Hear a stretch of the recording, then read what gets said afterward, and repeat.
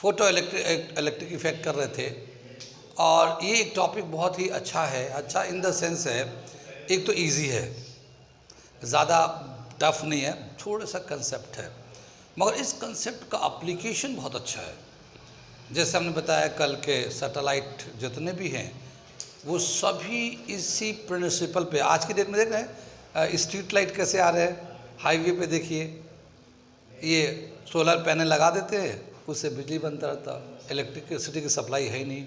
और देखो हाईवे पे क्या लाइटिंग होती है, जग जग जग जग जग जग करते हैं, धमाक स्पीड से गाड़ी जाती है एक्सल, लेकिन वो जो लाइट बन है ना वो एक सोलर एनर्जी को डायरेक्ट इलेक्ट्रिसिटी में कन्वर्ट करते हैं। जैसे हम लोग इलेक्ट्रिसिटी की बहुत ज़रूरत है, सोर्स बहुत सारे हैं, मगर वो जो फ्यूल है वो ऐसे ऐसे कम हो रहा है। जैसे हम लोग थर्मल पावर प्लांट है, तो थर्मल में क्या होता है, कोयला जलाते हैं, तो कोयला तो होना चाहिए ना, कोयला आहिस्ता आहिस्ता ख़त्म हो रहा है। ठीक है, जैसे हमने बताया कि ये सोर्स ऑफ एनर्जी, जैसे कोल आहिस्ता आहिस्ता ख़त्म हो रहा है, कोल की सप्लाई कभी कभी ख़त्म हो जाता है, थर्मल पावर प्लांट जो है। तो इस तरह का अगर अल्टरनेट सोर्स मिलेगा ना, ये photo electric effect non existable source है, यानी ये ख़त्म होगा ही नहीं, सूरज निकला रहेगा।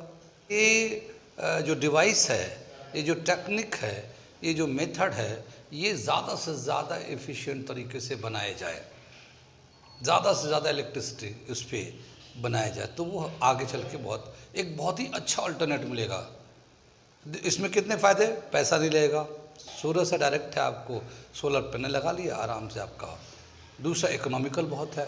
तीसरा सिर्फ मेंटेनेंस खर्च है, मेंटेनेंस खर्च है डिवाइस पे। चौथा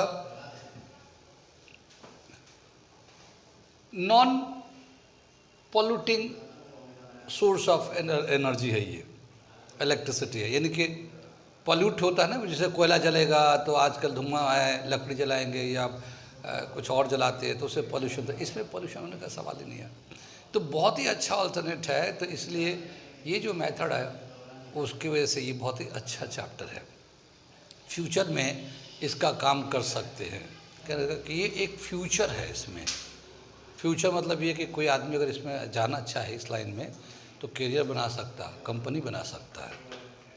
किस लिए एक ऐसा सब्जेक्ट नहीं है कि पढ़ के एग्ज़ाम पास करना है, ठीक है ना, ये एक ऐसा सब्जेक्ट है या टॉपिक है जो फ्यूचर में बहुत अच्छा एप्लीकेशन में रख रहा है, इसका एक बहुत ज़्यादा अप्लीकेबल है लाइफ में, खासकर इस तरह के इलेक्ट्रिसिटी के फील्ड में, ठीक है ना। आगे चले तो हम लोग क्या कर रहे थे, वही जो करते कहते और सुनते चले आ रहे हैं कि जब वक्त होता है तो एहसास नहीं होता, और जब एहसास होता है तो वक्त नहीं होता। मैं साबिर अली और आप देख रहे हैं ILCC अली क्लासेस, जो अलीगढ़ बेस्ड नीट JEE का रेजिडेंशियल कोचिंग क्लास है। साथ ही हम लोग AIIMS एग्ज़ाम या BUH के दूसरे इंट्रेंस की भी तैयारी कराते हैं। वो लोग जो लोग तैयारी करना चाहते हैं, लाइक करें, शेयर करें, सब्सक्राइब करें मेरे चैनल को, और साथ ही मैसेज करें कुछ जानना समझना और पूछना है तो। आगे चल रहे हम लोग कर रहे थे physics class 12 photo electric effect, और एक टॉपिक कर चुके हैं, आगे उसके बाद का टॉपिक हम लोग करने जा रहे हैं। कल हम लोग कर रहे थे, पिछले क्लास में हम लोगों ने किया था, आइंस्टीन ने फोटो इलेक्ट्रिक इफेक्ट से रिलेटेड, तो हम क्या कर रहे थे कि हम लोग कर रहे थे, आइंस्टीन ने फोटो इलेक्ट्रिक इफेक्ट से रिलेटेड बहुत सारे बातें उन्होंने बताए थे, उनके अपने कंसेप्ट थे, एक्सपेरिमेंटल आइडियाज़ थे, उनको उन्होंने कल बताया था हम लोगों ने। उसमें आगे चलते हैं, फोटो इलेक्ट्रिक इफेक्ट में हम लोगों ने पढ़ा है कि जब भी कभी एक फोटोन जो सन से आता है, अगर उसकी फ्रीक्वेंसी थ्रेशोल्ड फ्रीक्वेंसी से ज़्यादा होता है तो एक इलेक्ट्रॉन एमिट हो जाता है, और फिर उसके बाद जो एक्स्ट्रा एनर्जी होता है उसकी वजह से उसके अंदर काइनेटिक एनर्जी हो जाता है। कल हम लोगों ने एक रिलेशन लिखा था, फिर से मैं लिखता हूँ कि जो फोटोन आता है उसकी जो एनर्जी होती है, वो जो एनर्जी है E = h न्यू होता है। जो फोटोन आ रहा है, ये फोटोन आ रहा है ऊपर से, इसकी एनर्जी है h न्यू, ठीक है। ये जो एनर्जी है 2 पार्ट्स में डिवाइड हो जाते हैं, एक वर्क फंक्शन और दूसरा काइनेटिक एनर्जी में। ये एनर्जी ये 2 पार्ट्स में डिवाइड हो जाता है। वर्क फंक्शन ये h new not plus kinetic energy ½ m v²। इस न्यू नॉट को बोलते हैं, इसको बोलते हैं वर्क फंक्शन, W से दिखाते हैं, मगर ये जो है एच न्यू के बराबर दिखाते हैं, एच न्यू नॉट, ठीक है। इसे भी दिखाएंगे एच न्यू से। ये फ्रीक्वेंसी थ्रेशोल्ड फ्रीक्वेंसी से ज़्यादा है और ये जो है ना थ्रेशोल्ड फ्रीक्वेंसी के बराबर होता है। कितनी बात सुनिए, तो जो भी कोई भी फोटोन से एनर्जी आता है वो 2 पार्ट्स में डिवाइड होता है। एक part, one part of the energy is used to remove the electron from the surface of the metal and the remaining part of the energy is used to impart the kinetic energy to the emitted electrons। ठीक है ना, ये हम लोगों ने कल यहाँ तक किया था। लेकिन ये जो फॉर्मूला आया है ये तो हम लोगों ने अभी लिखा, लेकिन इस तक आने के लिए ना जाने कितने लोगों ने कैसे कैसे काम किए हैं, कैसे कैसे लोगों ने किस तरह से काम किया है, तब जाके वो यहाँ तक आया है। कितनी बात में इनमें कुछ लोगों का नाम बहुत वो है, तो मैं उनका नाम लिखता हूँ। एक नाम है H.W. हर्ट्स, एक नाम तो जानते ही होंगे, ये हर्ट्स फ्रीक्वेंसी। इन्होंने ये भी फोटोन लाइट का सरफेस पे पड़ना, इलेक्ट्रॉन का एमिट होना, कितना एमिट हुआ, कैसा हुआ, क्या हुआ, इन्होंने भी बहुत सारे काम किए थे और जो भी कुछ आइडिया उनको आया उन्होंने थोड़ा उसमें कंट्रीब्यूट किया था फोटो इलेक्ट्रिक में, ठीक है। लेकिन ये जो आइडिया था इनका 1886 के आसपास की बात है, ये 1887 दे रखा ना, 1886 ये 87 जैसे दे रखा है बुक में, इसके वक्त की बात है। इसके बाद और भी कई लोग का नाम है, मैं नाम इसलिए लिख रहा हूँ कि उनके भी कंट्रीब्यूशन है इस टॉपिक को यहाँ तक लाने में, ठीक है ना। तो जैसे लेनार्ड का नाम भी आता है, लेनार्ड भी है इस लाइन में, इन्होंने भी बहुत अच्छा काम किया है। और R.A. मिलिकन इन्होंने भी काम किया इसमें, और वाल हैच इन्होंने भी काम किया है। ये सब लोगों ने अपने अपने टाइम में इस पे काम किया है और सब ने थोड़े थोड़े आइडिया जनरेट किए थे। और भी कई लोग होंगे, ये कुछ प्रोमिनेंट लोगों का नाम है, मगर ये कंसेप्ट को आगे ले जाके हाईलाइट करने में आइंस्टीन ने चूँकि पिकअप कर लिया उस कंसेप्ट को और उसको बहुत आगे तक ले गया, इसलिए आइंस्टीन का फोटो इलेक्ट्रिक डोमिनेंट हो गया, मगर इनका भी कंट्रीब्यूशन बहुत है अलग अलग तरीके से। ये लेनार्ड और R.A. मिलिकन का एक एक्सपेरिमेंट है जिन्होंने बताया कि कैसे लाइट का फोटोन इंसिडेंट करता है, इलेक्ट्रॉन एमिट करता है, कैसे इलेक्ट्रॉन चलता है। तो मैं इनका एक्सपेरिमेंट दिखाता हूँ, एक डायग्राम बना के समझाता हूँ, ठीक है। ये जो है एक एक्सपेरिमेंटल अरेंजमेंट है, ये एक्सपेरिमेंट करके दिखाया और इस एक्सपेरिमेंट को एलाबोरेट करके एक्सप्लेन किया है। नाम है लेनार्ड एंड R.A. मिलिकन, ठीक है ना, R.A. मिलिकन। ये इन्होंने इस वाले डायग्राम को एक्सटेंसिवली बनाया है, समझाया है। और ये क्या है, ये इसको हम बनाते हैं, ठीक है। क्या बताया कि ये हमारा एक प्लेट है, इसे C से देखा है, ये कैथोड कहलाता है, ठीक है। कैथोड उसको बनाते हैं जिसका फोटो सेंसिटिव होता है, जिसका वर्क फंक्शन कम होता है, बहुत कम होता है, यानी थोड़े से भी एनर्जी होता है, यानी इनका थ्रेशोल्ड एनर्जी बहुत थोड़ा है, थोड़े से भी एनर्जी मिल जाए तो ये आसानी से इलेक्ट्रॉन को एमिट कर देते हैं, ठीक है। इनका जो टर्मिनल है ये नेगेटिव टर्मिनल होता है। कैथोड को हम लोग क्या दिखाते हैं, ये नेगेटिव टर्मिनल होता है, ये नेगेटिव होता है। कितनी बात सुन में, ये जो ट्यूब है ये कैथोड ट्यूब भी कहलाता है, कैथोड ट्यूब कहलाता है। ये एनोड है, ये पॉजिटिव टर्मिनल है, ये एनोड पॉजिटिव टर्मिनल है, ये इसको कलेक्टर भी कहते हैं, ये कलेक्ट करता है। ये कैथोड ट्यूब में क्या करते हैं, पहले इसको वैक्यूम कर देते हैं, वैक्यूम कर देते हैं और उसको पूरे हवा को निकाल कर प्रेशर को बहुत ही कम कर देते हैं।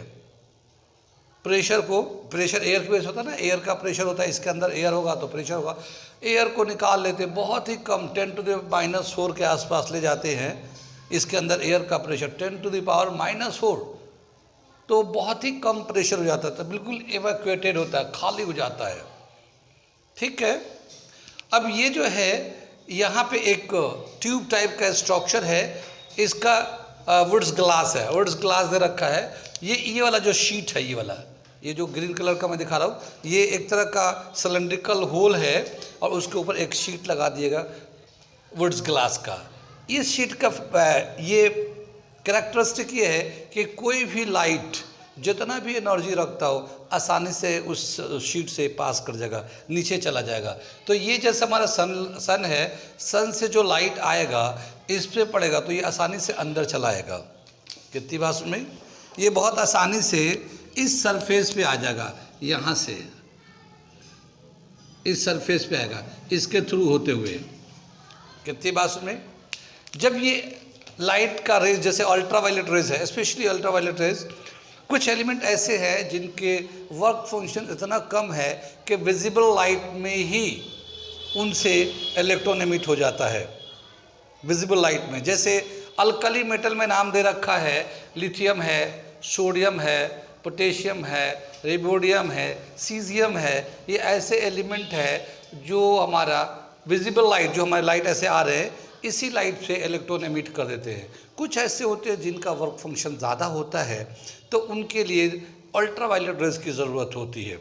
ठीक है, तो अल्ट्रावायलेट रेज अर्थ पे मिलता नहीं है, उसको स्पेशली प्रोड्यूस करना पड़ता है एक सिस्टम लगा के। ऐसे अल्ट्रावायलेट रेज डेंजरस होता है आमतौर पे अल्ट्रावायलेट रेज, तो ऐसे एलिमेंट के लिए भी करते हैं, मगर उसका एक अलग सिस्टम है। मगर जैसे ये सनलाइट डायरेक्ट यूज़ कर रहे हैं, तो ये वो सेंसिटिव मटेरियल है, अल्कली मेटल में से कोई भी ले सकते हैं, जैसे पोटेशियम, सोडियम, रिबोडियम, सीजियम, उनमें से कोई भी लेंगे। जब ये लाइट इस पे आएगा तो ये इसका वर्क फंक्शन कम है, इलेक्ट्रॉन आसानी से एमिट हो जाता है, इलेक्ट्रॉन एमिट हो जाएगा। तो यहाँ पे इलेक्ट्रॉन दिखने लगेगा हमारा, ठीक है ना, इलेक्ट्रॉन यहाँ पे ये सब ऐसे ऐसे रहेगा। कितनी बात सुनी, ये यहाँ पे इलेक्ट्रॉन रहेगा, लेकिन यहाँ पे पॉजिटिव चार्ज है तो ये तो अट्रैक्ट करेगा। लेकिन इसको क्या करते हैं, इसको पॉजिटिव नेगेटिव को पोटेंशियल को बढ़ा देते हैं। कैसे बढ़ाते हैं, इस बैटरी से, ठीक है ना, सॉरी बैटरी तो यहाँ है, यहाँ से लगाते ये पोटेंशियल बढ़ाएंगे तो ये रीड करके दिखाएगा वोल्ट मीटर कितना पोटेंशियल हम लोग अप्लाई कर रखे हैं।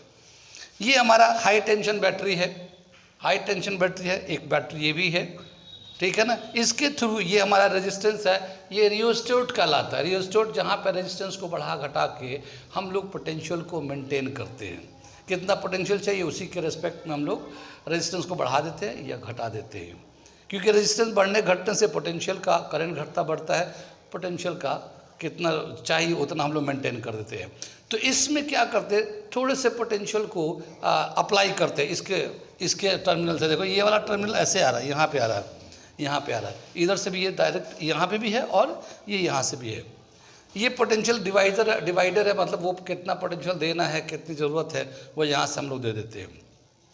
तो ये पोटेंशियल जब यहाँ से लगेगा, यहाँ से लगेगा, तो एक तरफ पॉजिटिव, इधर नेगेटिव टर्मिनल है, नेगेटिव चार्ज है, पॉजिटिव टर्मिनल है। लेकिन जब पोटेंशियल बढ़ा देंगे, ठीक है, तो अब इस नेगेटिव पे रिपल्शन होने लगेगा, क्योंकि इलेक्ट्रोनेगेटिव चार्ज होता है, रिपल्शन होने लगेगा और ये अट्रैक्ट करने लगेगा। तो सारे इलेक्ट्रॉन यहाँ से चलकर उधर की तरफ जाने लगेंगे, एनोड की तरफ। एनोड को कहते हैं कलेक्टर, ये सारे इलेक्ट्रॉन को कलेक्ट करता है। जब ये चलने लगता है तो इसमें चलने लगेगा ये, ठीक है। तो जो इलेक्ट्रॉन चल रहा होगा उससे कितना करंट बनता है, ऐसे फोटो इलेक्ट्रिक इफेक्ट से जो फोटोन्स आते हैं उसकी वजह से जो करंट बनता है, इस तरह से नॉर्मल तरीके से वो बहुत ही कम होता है। तो उसको रीडिंग लेने के लिए हम लोग माइक्रो एमीटर लगाते हैं, ठीक है ना। एक होता है मीटर, नॉर्मल एमीटर, एक होता है मिली एमीटर, एक होता है माइक्रो एमीटर। माइक्रो 10⁻⁻⁶ एम्पियर के बराबर होता है। 1 माइक्रोमीटर 10⁻⁶ मीटर के बराबर होता है। एम्पियर के बराबर होता है। तो ये बहुत थोड़ा सा भी करंट जा रहा होगा ना तो इसे रीड कर देगा, वो रीड कर देगा। और ये इसमें एवैक्यूएटेड होता है ना, तो इसमें कोई इसमें ये जो इलेक्ट्रॉन निकलता है बिल्कुल खाली है, तो किसी भी तरह का अपोजिशन नहीं होता। ज़रा सा भी यहाँ पोटेंशियल डिफरेंस हम लोग देते हैं और सीधा इलेक्ट्रॉन चलने लगता है, ठीक है ना, कोई रोक टोक नहीं होता, सीधा निकल जाता है, ठीक है। तो ये एक पूरा एक्सपेरिमेंट दिया है लेनार्ड एक अरेंजमेंट करके कि इस तरह से हम लोग फोटो इलेक्ट्रिक इफेक्ट का एक्सपेरिमेंट करते हैं, देखते हैं और फिर यहाँ से रीड करते रहते हैं कितना करंट चल रहा है, कितना हम लोग पोटेंशियल दे रहे हैं। ये था एक हमारा experimental study of photo electric effect. कितनी बात सुनमें, और इसी से हम लोग इसी को माइंड में रखेंगे और जहाँ कहीं भी हम लोग फोटो इलेक्ट्रिक इफेक्ट का करते कहेंगे ये इसी तरह का डायग्राम हम लोग मान के चलेंगे। ये कैथोड ट्यूब है, जहाँ से इलेक्ट्रॉन यहाँ से मीट होगा, चलेगा, उधर जाएगा, फिर ये वायर में जाएगा, करंट मेजर करेंगे, पोटेंशियल कितना दे रहा है वो पोटेंशियल बताता रहेगा, बाकी दे रखा है, ठीक है। ये बाकी तो ये मतलब बता दिया। फोटोसेंसिटिव का मतलब क्या हुआ कि ये प्लेट का वर्क फंक्शन बहुत कम होता है, ठीक है। तो ये एक एक्सपेरिमेंटल अरेंजमेंट है, इसमें हम आपको डिटेल लिखूँ या इतने में समझ में आ रही है बात? अगर डिटेल लिखेंगे तो पूरी एक लिखने की जगह नहीं है, तो इतनी बात को फिर से मैं एक बार और समझा देता हूँ ताकि ये समझ में आ रहा है।